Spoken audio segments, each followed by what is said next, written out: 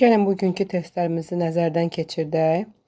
Şəkildə oxla göstərilmiş seçimi etsəniz nə baş verəcək? Burada gördüyünüz kimi oxla unistal sözü göstərilib. Unistal sözü ilə də biz sizlə bu gün nə etdik, müəllimlər? Biz sizinlə bugün unistal sözü ilə proqramları kompüterimizdən sildik. Ona görə də unistal əgər simgəsini seçsək, biz proqramı kompüterdən siləcəyik. Yəni cavab bax bu olacaq.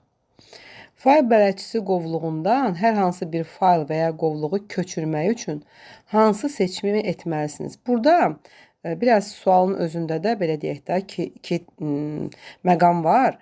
Əgər biz faylı bir qovluqdan nüsxəsini köçürmək istəyiriksə, yəni kopyalayıb köçürmək istəyiriksə, nüsxəsini, yəni buradan itməsin o.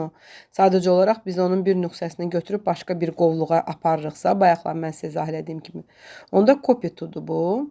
Yox, əgər biz onu ümumiyyətlə yerini dəyişmək istəyiriksə, move to, yəni ki, hərəkət etdirmək, köçürmək də belə deyək mənasını verir.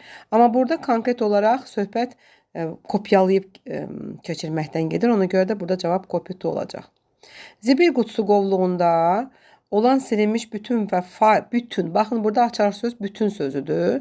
Bütün fayl və qovluqları hansı əmr vasitəsilə bərpa etmək olar? İngilis dilində bütün fayllar all items'dir burada gördüyünüz kimi.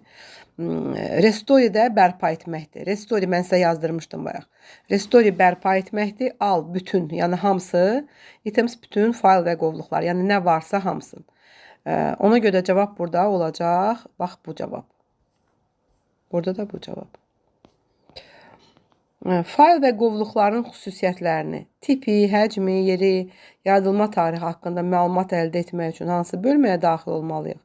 Biz də bayaqlarımda dedik ki, xüsusiyyətlər bölməsinə, burada properties'dir. Baxın, burada properties. Sizə göstərmişdim bunu. Onda yuxarıdaydı o simgən, yuxarı simgənin üzərindəydi. Yəni xüsusiyyətlərdir. Faylına vaxt yaranıb, tipi nədir, həcmi nə qədərdir? Fayl və qovluqları fərqli meyarlar üzrə sıralamaq üçün hansı bölməyə daxil olmaq lazımdır? Sıralamaq, baxın, sort, elə adı üstündə. Sort nədir? Yəni sortuna görə sıralamaq. Növünə görə, adına görə, həcminə görə, dəyişmə tarixinə görə və yaxud da ki, hansısa bir xüsusiyyətinə görə onu dəyişiriksə, bu, bax, bu olacaq. Yuxarı aşağı oxla olan sort by.